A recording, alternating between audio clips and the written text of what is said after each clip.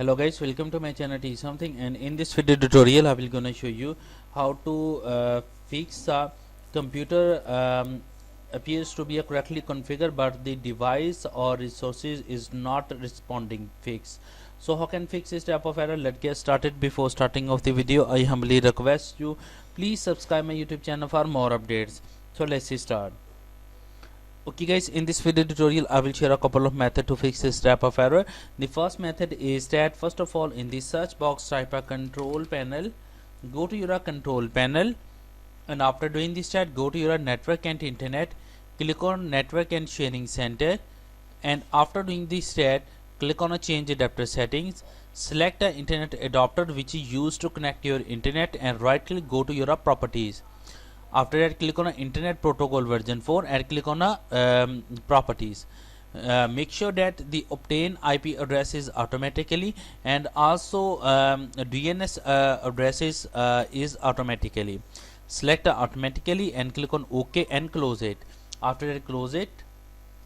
After doing this set, I hope your problem is fixed, but if your problem is still, then you can try a next method. The next method is that in the search box type a cmd and open a command prompt, right click, run as administrator. After opening the command, first of all type a command is ipconfig space /flash dns and press enter. After doing this type a command is ipconfig space /register dns and press enter.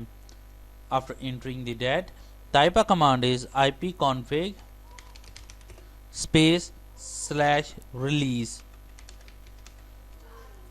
After doing this that, type a command is ipconfig space /renew and press enter.